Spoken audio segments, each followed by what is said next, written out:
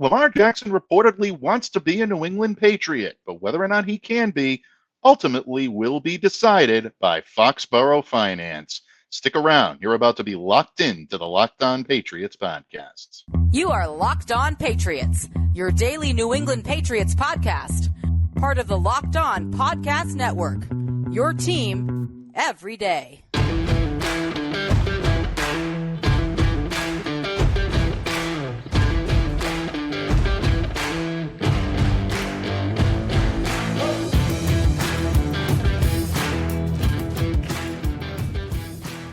Hello to all of you Foxboro faithful. Thank you once again for making Locked On Patriots a daily part of your New England Patriots coverage. And please subscribe or follow for free on YouTube or wherever you listen to podcasts to ensure that you get the latest episode as soon as it's available. I'm your host, Mike Debate, and I cover your New England Patriots for Patriots Country of Sports Illustrated. So reach out to me and let me know what's on your mind on Twitter at NDABATENFL.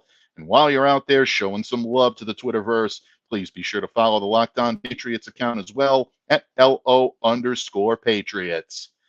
That's fans. The news of the day is big, and rapper Meek Mill actually sent the New England Patriots rumor mill into overdrive late on Monday. Meek is known to have a close friendship with Patriots owner Robert Kraft, and he may have revealed the preferred playing destination of Baltimore Ravens quarterback Lamar Jackson for 2023 and beyond.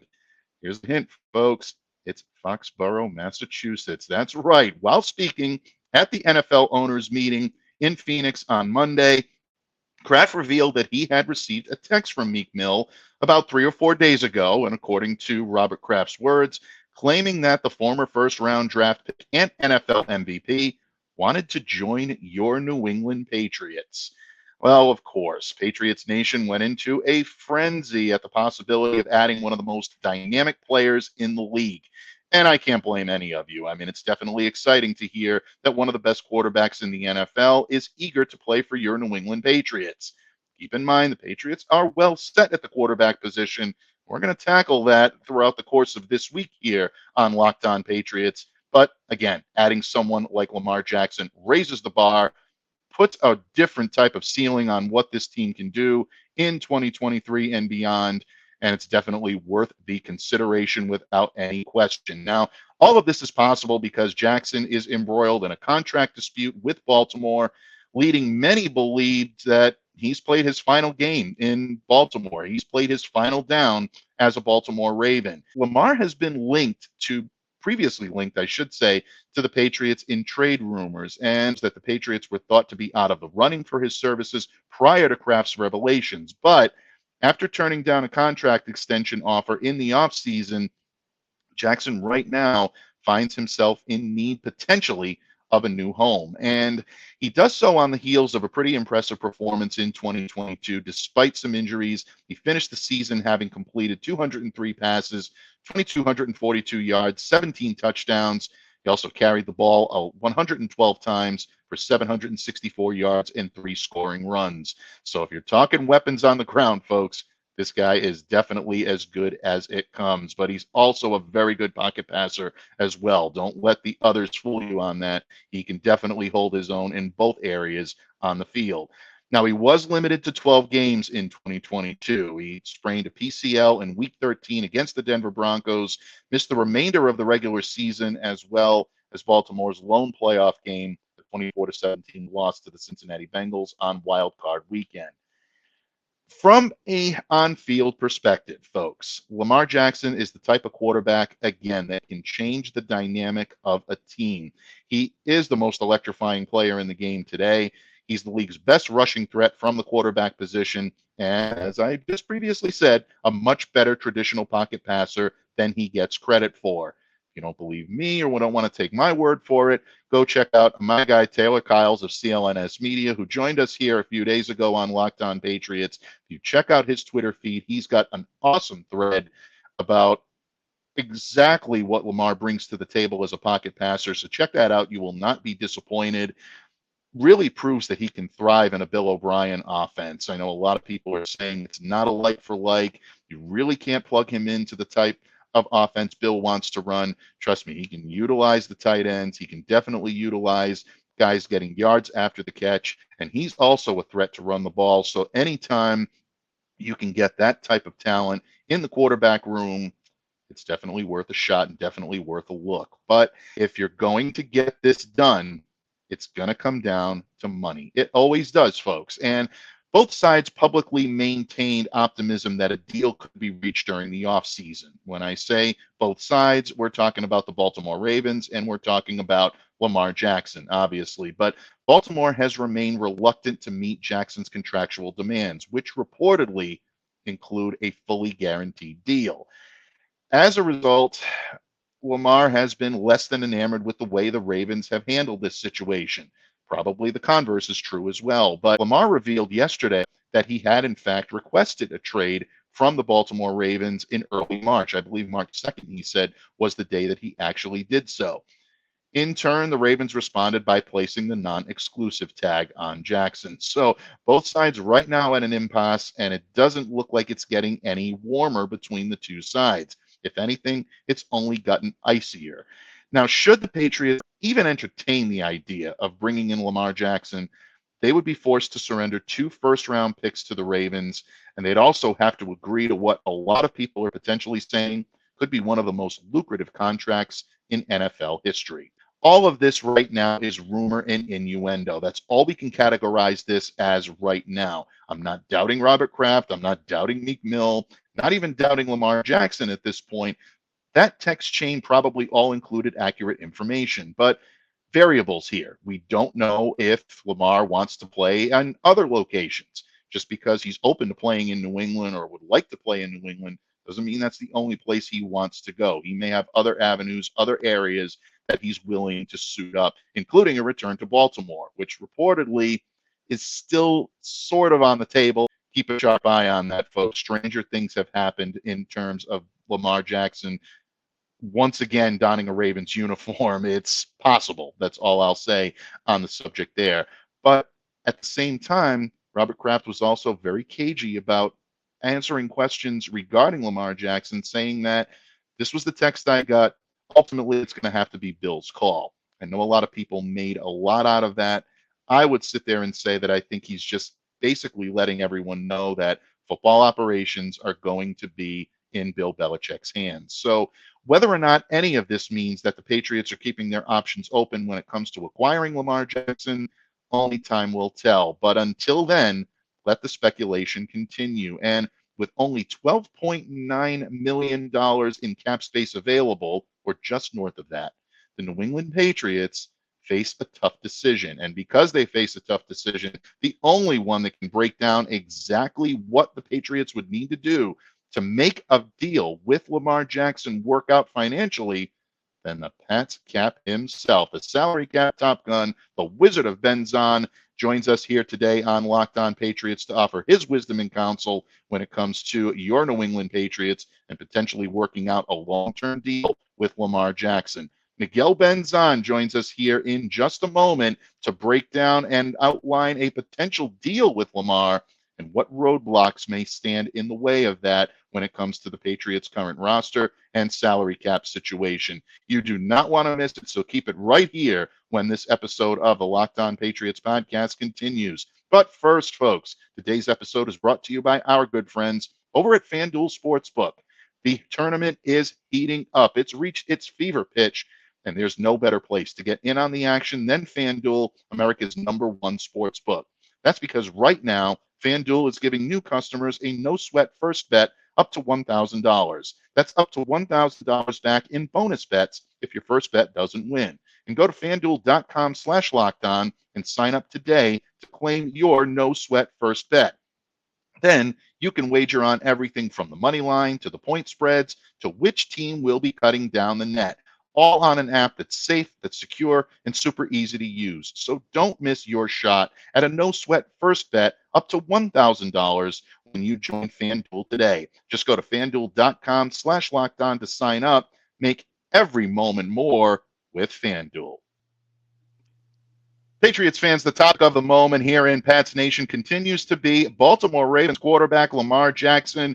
whether he might find himself in a Patriots uniform for 2023 and beyond. And we're all excited about the possibility. It's intriguing, but really the question is here, folks, can the Patriots make this financially work? What needs to be done to even make this a possibility? Well, here today to help with the biggest and most important questions on the subject is the subject matter expert, the Patriots salary cap top gun himself, the PatsCap. Miguel Benzan joins me today. Miguel, I thank you for taking time out of your busy schedule to enlighten us all on what a potential deal for Lamar Jackson may look like, all the financial parameters. Miguel, we know this is going to be tough, especially if Lamar Jackson is, as reported, truly seeking a top of the market, fully guaranteed contract. We know that's going to be difficult, but even though it's difficult, we still cling to the possibility that it's not impossible. Now, according to your calculations, New England has just north of $12.9 million in available salary cap space for the 2023 season. If the Patriots are going to try to bring in Lamar Jackson, how can they make this work? Okay, let's remember that he's under the Ravens tag right now, so he's costing them $32.4 million on their cap. Mm-hmm. So, what is the easiest way for the Patriots to make him an offer that the Ravens would not match? And that would give him a cap number that's high. Like, I'm going to say $50 million just for use for round numbers, right? People have been asking me on Twitter, well, can't you give him a low cap number in 2023 and have his cap number explode in 2024, 2025? They could, but then the Ravens would be, I would think they would love for the Patriots to do that unless that deal became part of a fully guaranteed deal. Right. I have my doubts that the Patriots would ever sign a player to a fully guaranteed, a big time player, because let's Cole Strange on a fully guaranteed deal, a big time veteran to a fully guaranteed deal. All right, Bob Kraft is one of the most influential owners.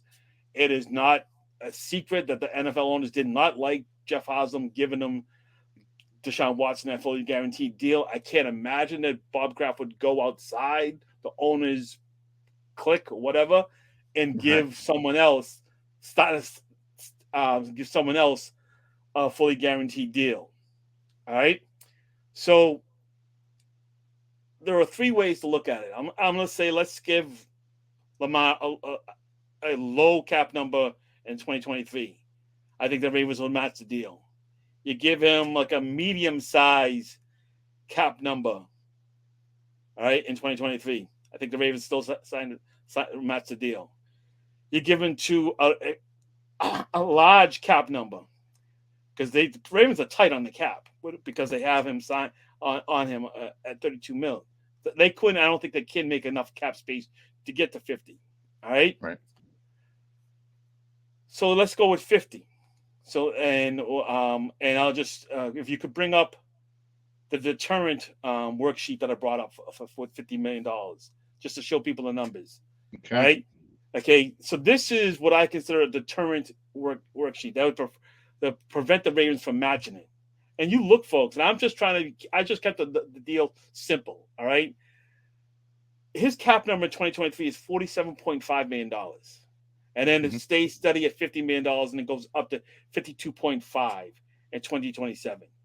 And if you look at the bottom half of the worksheet, you see why he would want to take the deal. He's guaranteed to be on the roster for the next 3 years, 2023, 2024, and 25. The Patriots would not make sense financially to cut him. All right. You could try to trade him, but you would also have a lot of dead money if you want to try to trade him in 2024 or 2025. All right. Mm-hmm. I think this is the deal that the Ravens could not match. All right. But the Patriots could sign him to that deal. It's not fully guaranteed. All right, folks, because you see in 2026 salary and 2027 salary, it's not fully guaranteed.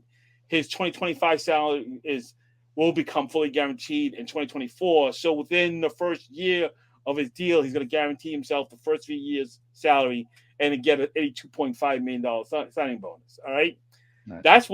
That's the kind of deal I think the Patriots will have to give him to get him away from the Ravens. All right. I don't think they'll do that. All right.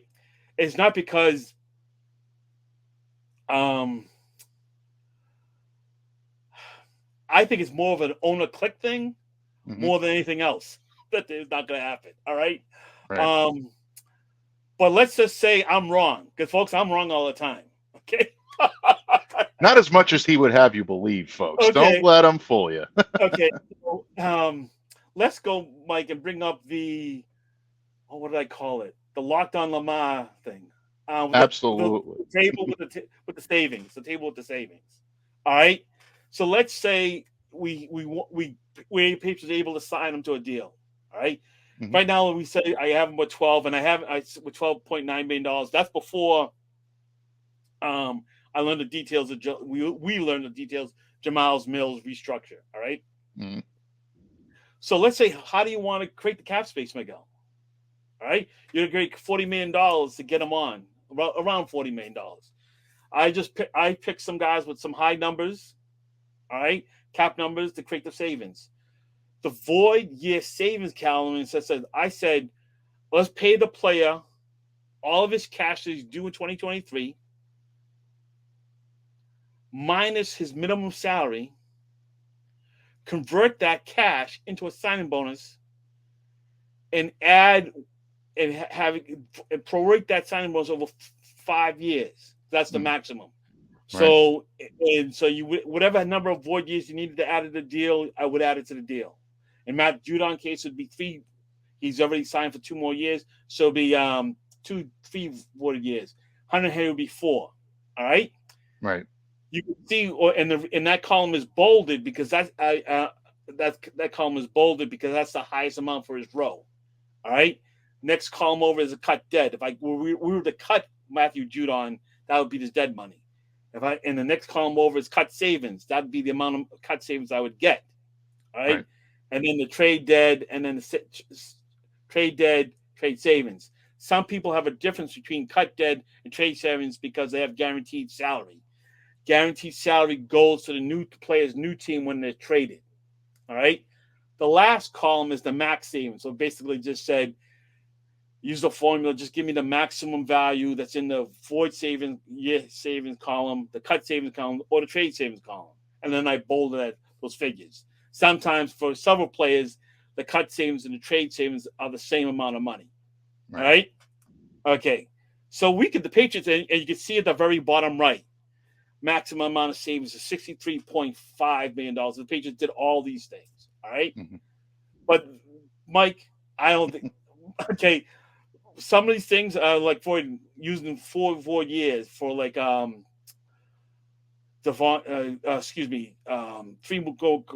void years for Judon, Godshaw, and Andrews. They've never done that before. So I think that's out of the table. Would you trade, like, for example, you get maximum savings with trading or cutting Hunter Henry or trading or cutting Trent Brown? Right. All right. Or one of those are the choices you have to do. But would Lamar want to? He says, I guess he told Meek he wants to come to the Patriots. Does he want to come to the Patriots without a Hunter Henry, without a Trent Brown, or without a Devontae Paco, or David Andrews, or Kendrick Bourne? All right. Because remember, folks, even after you get him on the team, a fair question, and it's like, and remember, if he comes over on an offer sheet, all right, and whatever you sign him to, you can't lower his number for the rest of his year. So if he signed him to an offer sheet and it's $50 million, whatever, let's just run round numbers. That's gonna be his cap number for the rest of the year. You have to wait till end of the regular season to then do anything else to his deal to lower his future cap numbers. All right. But you can't touch his cap number after this year. All right. So you get this, you create your savings, but let's remember, folks, and we can, Mike, if you could bring up that thing I texted you in the DM about the operating expenses. Okay. Like, folks, this is what the Patriots have to account for the rest of the year. I put down draft class and I said $3 to $4 million. That's probably take maybe $1.5 million if you have to give with the first round draft pick. All right. Right. Replacing injured players, $3 to $5 million. practice squad, including evaluations, the Patriots for the last 2 years have spent between $4 to $5 million.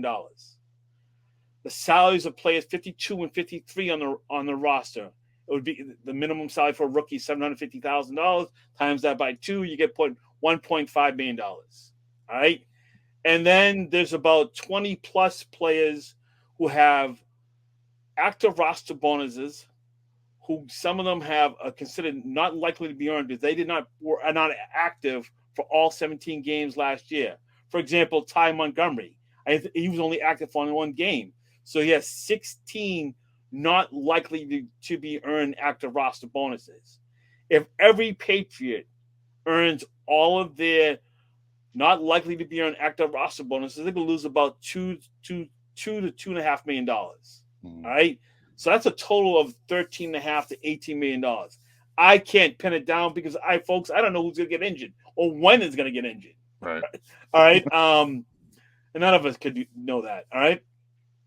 It's amazing. It really, really is, especially when you put this into, terms that a lot of us can see here, and especially those that are viewing on YouTube right now. Miguel has laid out spreadsheets that are extremely helpful in terms of giving you a visual as to what the savings are, what needs to be done. And I think the big eye opener was that, Lamar spreadsheet that you sent me that we just showed. When you look at the names on that sheet, and I think you hit the nail right on the head, is this a team now that all of a sudden Lamar Jackson is going to want to come to without a few of those names? It's not just 1 or 2 that you're picking off that list, folks. Multiple moves would have to be made. Things would have to be done.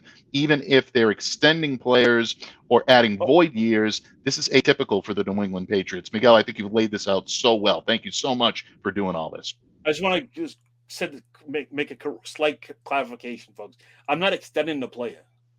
I'm just restructuring his deal, so I'm paying most of his cash, but the minimum salary.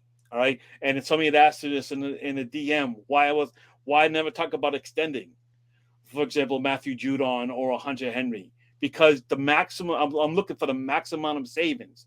If we were to extend Hunter Henry, I would definitely be able to lower his cap number, but not as much as I could if I cut him or to trade him. And if we want to I just wanted to show the maximum amount of savings. All right. So that's why I use the word void year savings rather than extending. And folks, in this list of here that we're showing, I'm not even talking about. I don't have the extensions here for Kyle Duggar, Michael Wanu, or Josh Uche. Mm-hmm. All right. So not only is it that I would think that acquiring Lamar would mean a couple of current Patriots would be not on the roster, I think would impact the Patriots to extend one of those young 3 stars. All right. Yeah. And that is what I wanted to say. I forgot to go back and talk about, I needed to point out during roster cutdown weekend, we actually now it's a week. It's just 1 day now. Yeah, exactly. They just changed it today to just 1 day. Rookies will beat out higher salary players for a spot on a 53-man roster, which would create cap space. For example, if a UDFA beats out Miles Bryant, who for a spot, that would create about $1.877 million in cap space. Mm-hmm. All right. And there's a ton of players right now whose salary doesn't count against the cap. And Mike, you know how the Patriots right now have 3 picks in the 4th round? Yes. None of those guys would be in the top 51 list. And I guarantee the Patriots have always had a healthy 4th round pick make the roster. Yeah. Yeah, so, without any question. Yeah. It really is. And that is an extreme eye opener. And thank you very much for making the clarification between extensions and adding void years and how that differs and how the max savings is a step that needs to be taken here for the New England Patriots. And I think a lot of us get lost and get hyped up in the hoopla of being able to add a player of Lamar's caliber, that you really need to take a look at the financials and how that needs to be done. Once again, folks, difficult, not impossible. But I think Miguel has laid it out here very nicely. And we're just scratching the surface here on Locked On Patriots. Miguel still has more to come, more visual aids, more wisdom and counsel. The meter's already broken off, but we're about to break it off even more when this episode of the Locked On Patriots podcast continues. But first, folks, please remember that today's episode is brought to you by our good friends over at Built. The Built March Madness bracket is here, and we know you have a favorite bar or puff, and now's your time to make it count. So go to BuiltMarchMadness.com to vote for your favorites. And when you vote for your favorite bar or puff, you will be entered into a drawing where 50 lucky Locked On listeners will get a free box of Built. How about that, folks? But I'm not done yet.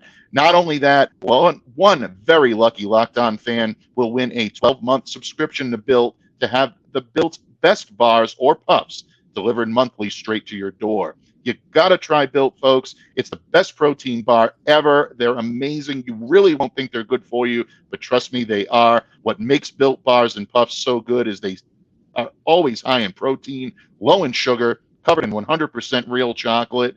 That's right, real chocolate. Folks, please don't delay. Do it today. Run to BuiltMarchMadness.com right now to vote for your favorite bar or puff and pick up a box while you're there. You can vote every day in March, so hop in and support your pick at Built.com. Patriots fans, the salary cap top gun joins me here today. The Wizard of Benzan, the great Miguel Benzan, joins me here today to talk about the financials involved in a potential deal for Lamar Jackson.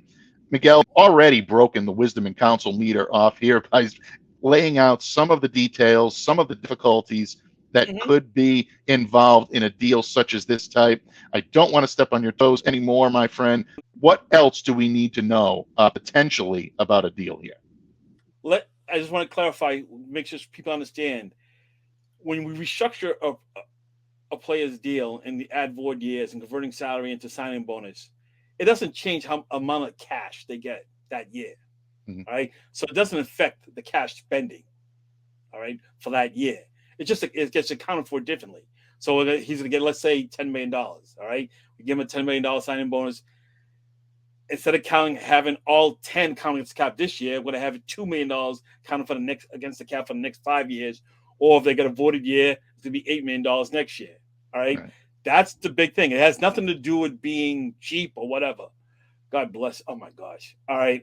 If I could go on a little bit of set the record straight, folks. All right. Please do. I didn't get a chance to set Mike a screenshot, but I do want to say this. On the NFLPA internal reports, they have a column for cash spending. Right? It does not include incentives. So when you see somebody say the Patriots are less than the lower in the league, that's because the Patriots have about $37 million in incentives. All right. I don't know for a fact. I don't cover all the rest of the NFL. All right. But I do know they have $37 million. So it doesn't show up on the reports. It won't show up on the reports until the player hits them. All right. And the player won't get paid for them until February of next year. So I know people right away after March 15 will right away criticize the Patriots for the lack of spending for the 2023 league year. All right. League year from this year doesn't end the next March. Wow. Give it a break, folks. All right. All right. And I'll say this. The cash betting doesn't include any current cash betting total. It doesn't include the rookie pool. The Patriots have the 8th highest rookie pool. All right. So those who do engage in this are being misleading and disingenuous by not talking about the incentives and not talking about the rookie pool. And that's all I got to say because I want to be polite. Well, if anything, you are always polite here, my friend, and I always do appreciate it. But that, again, is an important distinction and something that is very relevant because Bill Belichick, Robert Kraft, both at the owners' meetings this week, they both mentioned cash spending. A lot of people were making the impression, maybe giving the impression that the Patriots were a little bit less than what they should. Bill Belichick and Robert Kraft both seem to take offense to that, and now you've outlined exactly why that seems to be in terms of spending and in terms of doing what this team needs to do. Excellent information. I really, really wished that Bill Belichick had mentioned the COVID year. I really, really wished in his answer. I actually watched it live. I actually listened to it live. I said, Mike, Bill, say COVID, mention Hightower. Well, he did mention, I think he did mention Dante, but not for that reason. That would have been good, and it would have made your life, I know, an awful lot easier. But setting the record straight is something we always appreciate when you come on here and bring your wisdom and counsel to Locked On Patriots. And folks, Miguel has always done a good job about giving us the information, good, bad, or indifferent. He's going to tell you the way it is. And I think the way he's outlined this potential deal for Lamar Jackson has given us all a lot to think about here in Patriots Nation. Before I let you go today, my friend, any more parting news, any more parting information that you think Patriots fans need to know? Anything else on the Lamar Jackson front that we need to know as fans, and even myself included on the media as well? Because you're never shy about setting us straight either. It's going to be easier for any team to sign him after the draft because they don't have to give up the 2023 draft picks. I don't know. I really wish he had an agent. And I said this. I think he should have. I know. I sent you this. I think he should have read Joe Corey's piece and accepted the fact that he's not. That the owners are not going to do it, and he maybe could have got a rolling guaranteed like Patrick Mahomes and Josh Allen did. We'll see. I personally think he's going to stay with it. Eventually, someone's going to talk to him and the deal won't be fully guaranteed, but it should be considered one because it has rolling guarantees. I think he's going to remain a Raven, and if I'm wrong, I'm wrong. No, I know a lot of people that are in the know, a lot of people that look at the situation objectively are agreeing with you in terms of what it's going to take for the Patriots to enter this foray. I know, again, there's a lot of excitement in the air right now, and you've definitely proven that it's possible, but I always go back to Dr. Ian Malcolm's quote from Jurassic Park. I know the fan base is probably groaning right now because I use this one a lot. You're so obsessed to think about whether or not you could, you don't stop to think if you should. And I think that's really, relevant here for the New England Patriots in terms of moving forward when it comes to any negotiations with Lamar Jackson. But on the other hand, my friend, when you have the opportunity to add the most dynamic player in the NFL right now, you got to do all of your due diligence. You've got to cross every T, dot every I. And you got to listen to this man. You got to listen to the PatsCap because he's got the financial news that you all need. Miguel, what can I say? You've always knocked it out of the park. You continue to do so. I thank you for coming on short notice to lend your wisdom and counsel on this Lamar Jackson situation. Folks, please do not forget to follow my good friend at PatsCap on Twitter. I think one of the best Twitter follows you'll find in any walk of life, and especially if you're a Patriots fan. He's been extremely busy this time of year, and we appreciate everything that he does. So tip of the cap and nod to the gods to you, my friend. And if you're looking for any type of visual, if you listen to this podcast and you didn't get a chance to see it, I'll be sharing all of Miguel's information when we tweet out our promotional muscle for this episode itself. So definitely check that all out. You'll find it all on at LO_Patriots. But in the meantime, my friend, thank you for being the salary cap top gun. I always say the plaque for the alternates doesn't exist because you have no equal. You truly are the Wizard of Benzan. Thank you for your friendship, and thank you for coming on today, buddy. You're welcome. Can I just give a quick shout out to Matt Urban and Dick Kelly Please for do. Some mock drafts. Good job, guys. Good job. Absolutely. Okay. Thank you so much. And I know Matt and I know Dan, they listen all the time, and I know they're definitely appreciative. We love their mock drafts. Murph and I did on Monday, and keep those coming, folks. But we'll keep a sharp eye out for any Lamar news as well. And if things do break the way I know some members of the fan base wanted, you can bet that this guy's going to be back to break down how the Patriots are going to make it all work out. But I think he's given us a lot to think about here today. So, folks, thank you once again for making Locked On Patriots a daily part of your New England Patriots coverage, and hopefully also your first listen every day. If you've made us your first listen, please make your second listen our good friends over at Locked On NFL Scouting with the Draft Dudes, my good friends and colleagues, Kyle Krabs and Joe Marino, do an amazing job of walking you through all the ins and outs of building a franchise and scouting in the NFL. So download, subscribe, follow wherever you get your podcasts. And while you're out there, also be sure to follow, subscribe wherever you can to Locked On Patriots. Make us a part of your daily New England Patriots coverage. On behalf of my good friend Miguel, the PatsCap Benzan, I'm Mike Debate. Stay safe, folks. Stay well. Be the change you wish to see in the world. Have a great day, everyone.